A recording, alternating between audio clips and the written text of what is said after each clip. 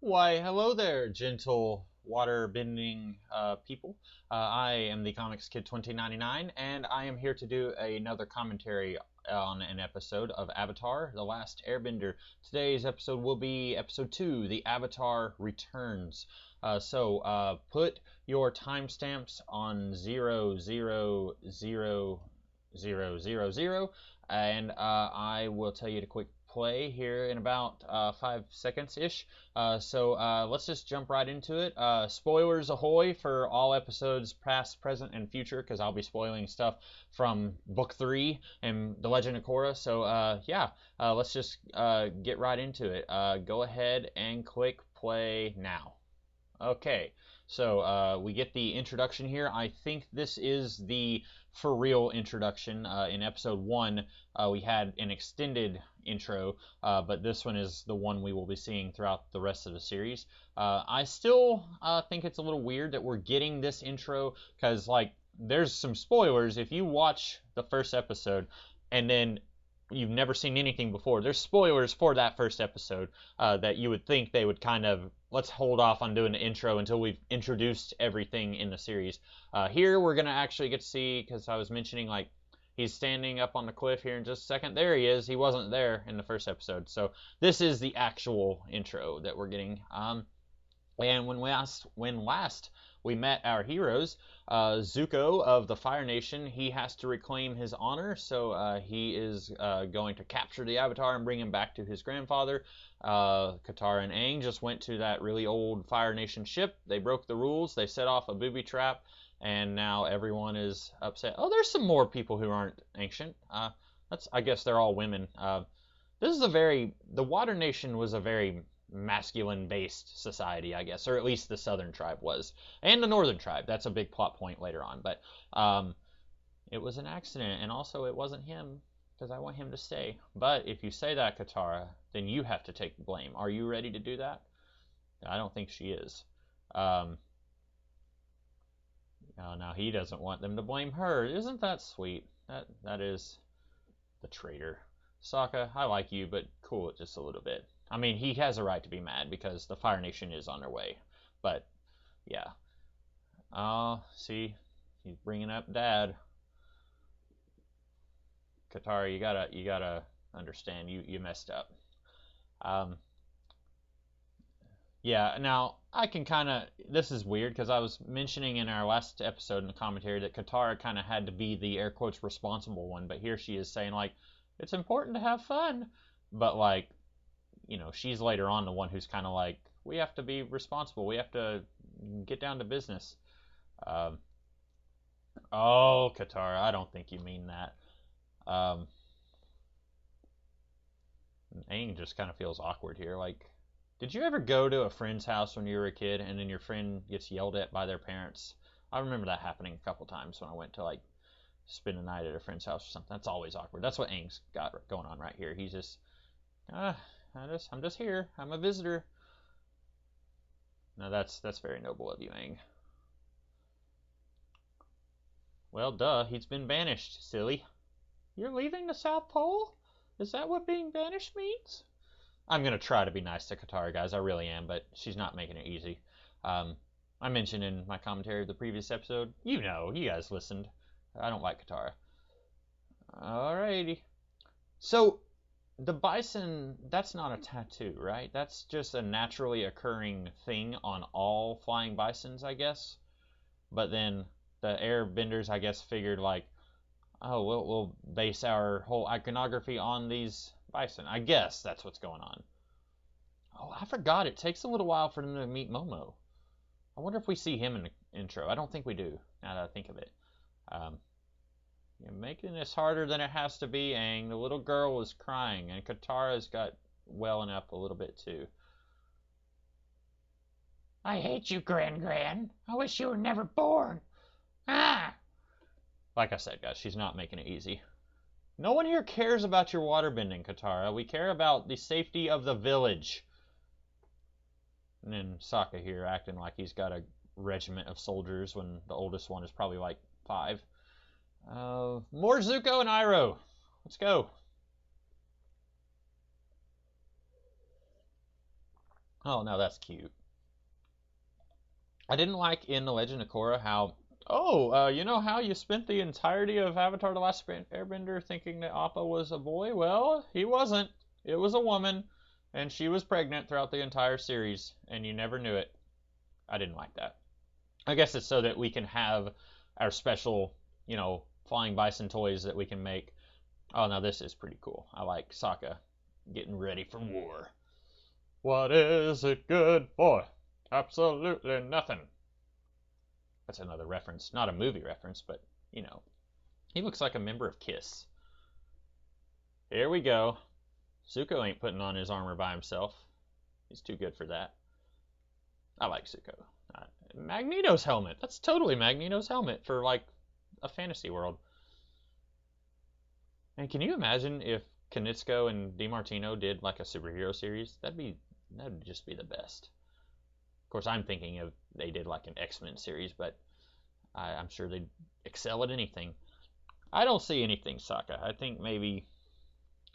Yeah, where aren't these kids supposed to be helping protect the village? Or maybe the adults were just like, let's just let Sokka do his thing. And now they're like, oh wait, there might actually be danger. Oh no, and we just banished the only person who can actually save us. Sorry, Sokka.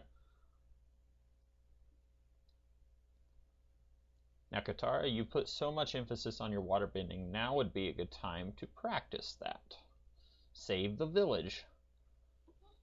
Oh, Sokka, are you actually going to try and stand your ground? I like you, but don't do that. Run, you silly Billy. Oh. Oh no. Okay. I'm just thinking, we're not going to get that dark that quickly. Yeah, Sokka. Your little thing here, what do you call that? It's like a lacrosse stick with the ball, like, attached on it. Someone who knows more about this world than me, what do you call that thing Sokka is holding?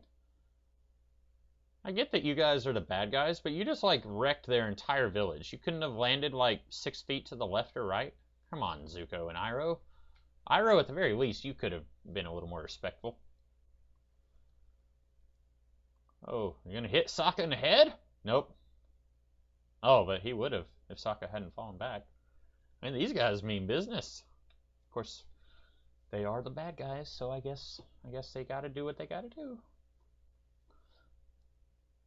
Now, does Zuko not get, like, any reports like, oh yeah, our men came here 2 years ago. There's no one who's a threat here. We don't need to come in like Darth Vader. We can just come in and say, hey, where's the Avatar? Like, this 90-year-old woman's not going to be much of a threat. Sorry, Sokka. That was pretty funny. Who's he going to lean on? Is he going to lean on a little girl? The old woman? Where indeed?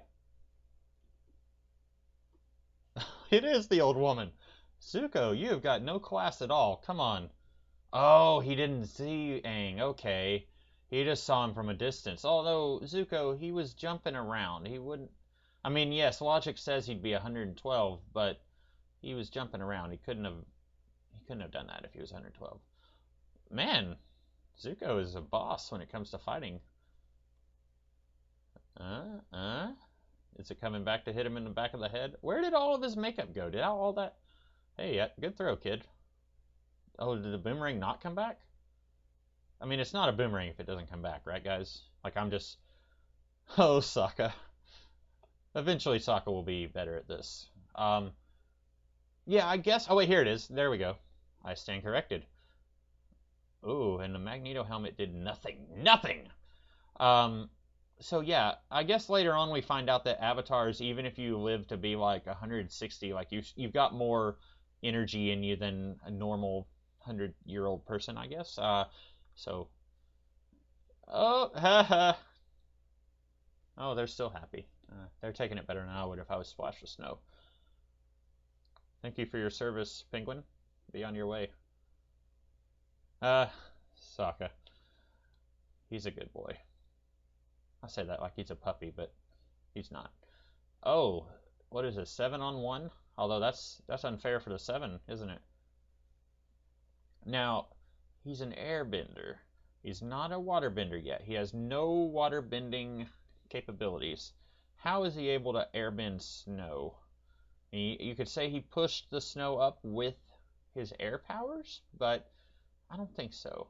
If it's packed pretty tight, which they've been walking all over it, so yes, it would be, he's not going to push that up with his air powers. I'm calling shenanigans on that.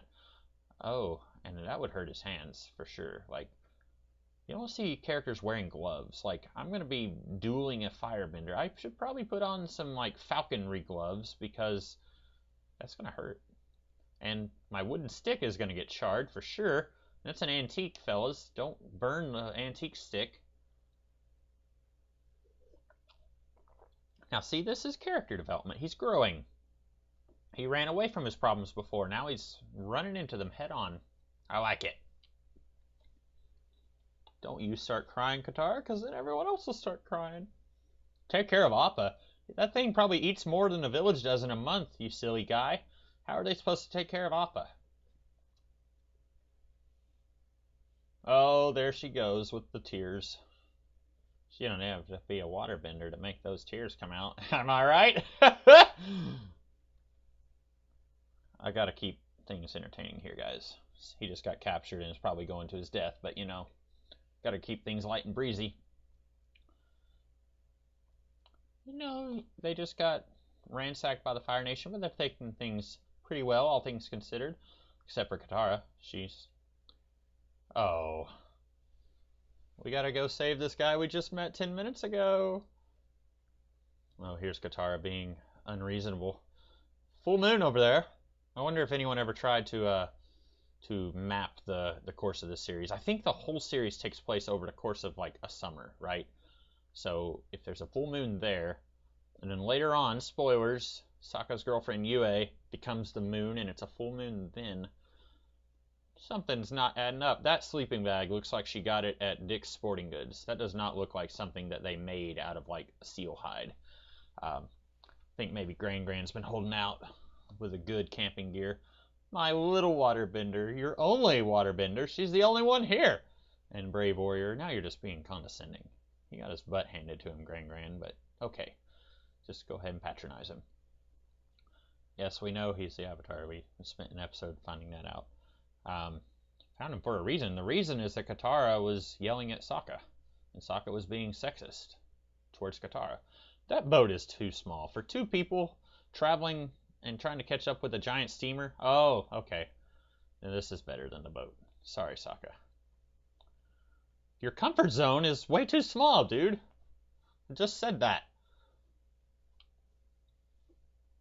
You know, I would have loved to have had Iroh talking with Aang, you know, exchanging spiritual platitudes here. We get to see Iroh is kind of more on the spiritual path than anyone else in the Fire Nation, so that would have been cool. Now, I think Iroh would have been interested in, like, looking at that. He would have been into the antiques and stuff, so, yeah. What are you doing, Aang? I don't know what he was doing there. He has some strategy, I just don't know what it is.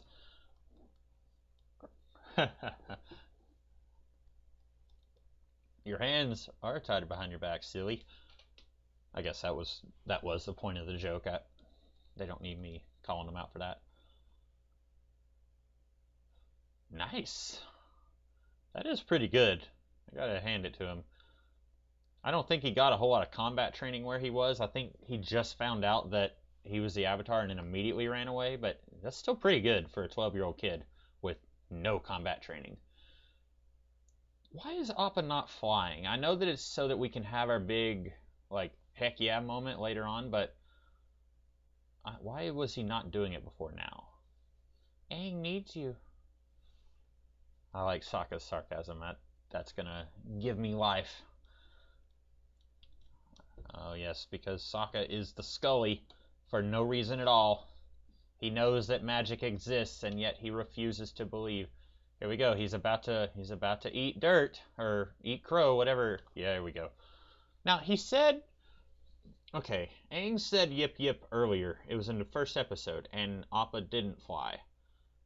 And now he is what? I don't get it. I just don't get it. Yeah, she's got that smug look.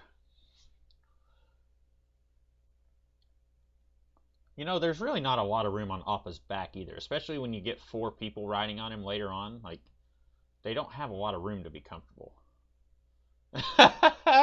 That's a good line. Oh yeah, he is good.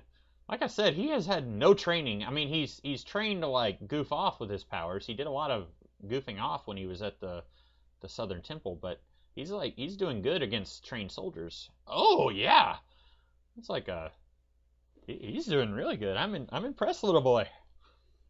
Wait, no. What if you just open the door and it's like Uncle Iroh changing? Like, oh wait, okay, he did. Yeah, I was half right. Um, that was very cartoony. Like later on, I don't think they would have his lips extend like half a foot past his face like they did there. Oh, yes, you did, Zuko, but he underestimated your underestimation. So there's a lot of that going on. Is that a wicker rug? That's pretty cool. I wouldn't have that in my room if I was a firebender, but it's pretty cool. The texture. He's gonna have. How has he not burned the tapestry yet?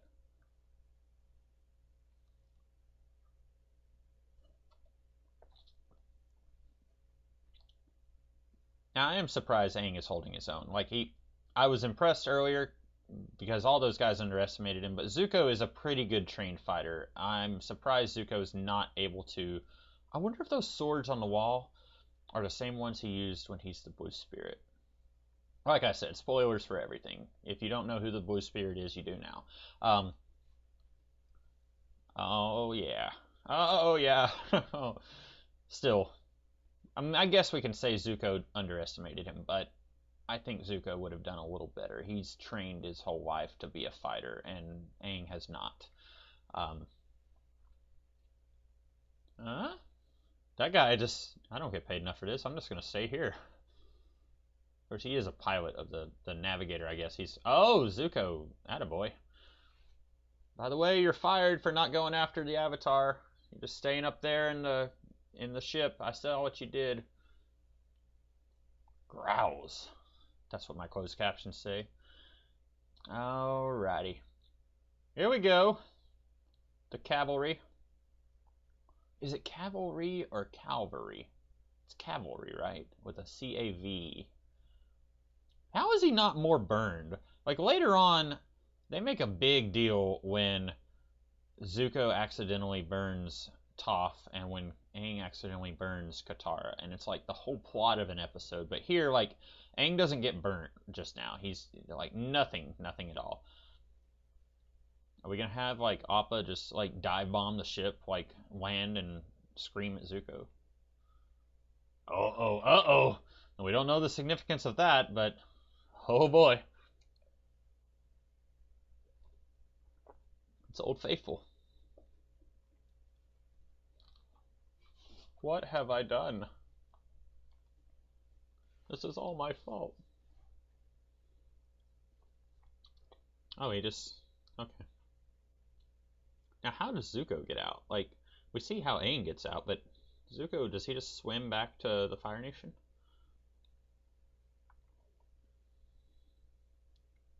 That's gotta hurt. You're hitting your head on a metal ship like that. And there's still the guy piloting the ship. He's not come out once. Like I said, he doesn't get paid too much for this. Definitely not enough to risk his life after seeing that happen. Oh, Sokka, you're alright. Oh, whoa. How does he do it? There's no climbing holds there. How does he... Oh, okay. But how did he get up there? I'm calling shenanigans. Ha! From the whole water tribe.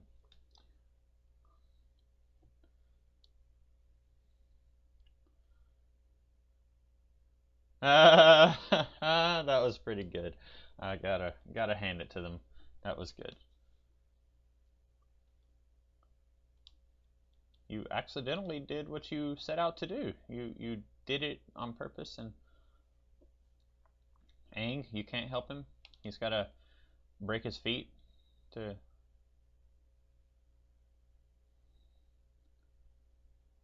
Ah, oh, that's not something you see every day, says Uncle Iroh. Oh, Oh, and Iroh's helping? Dude! I wouldn't think he'd be into that, shooting down innocent children. But he's doing it. Oh. So this is why I don't firebend when I'm next to an ice cavern. Yeah, but wouldn't all of that have melted? Wouldn't they be able to just, wouldn't that have just gotten them really wet? Yes, we know. We see the irony. The irony.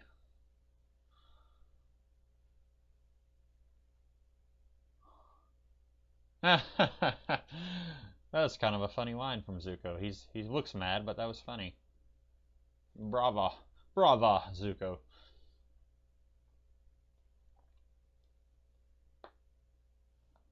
The most amazing thing, Katara, you've been in the South Pole your whole life. There's not many amazing things you've seen down there. I wish someone would do a fan fiction where Aang didn't run away from his problems, and then he gets massacred along with the rest of the Southern Temple, and then we get to see what the world would have been like circa this point if Aang had died. We would have gotten a new waterbending avatar immediately after he died, and that one probably would have died around this point, and then we would have gotten what, a earthbending avatar. So I would have liked to have seen a fan fiction, an alternate reality world where a earthbending avatar exists circa this point, and how that would have been different. Obviously it would have been different because, well, Zuko still would have been looking for his honor, but he would have been looking for a different avatar. Ah, here he is, still being goofy. Hopping llamas, uh, the giant koi turtle. Is that what he said? Hog monkeys. See, there's more fantasy animals than I guess I was giving the series credit in the previous episode, but um, mostly I just remembered like the real animals, like a bison or a lemur.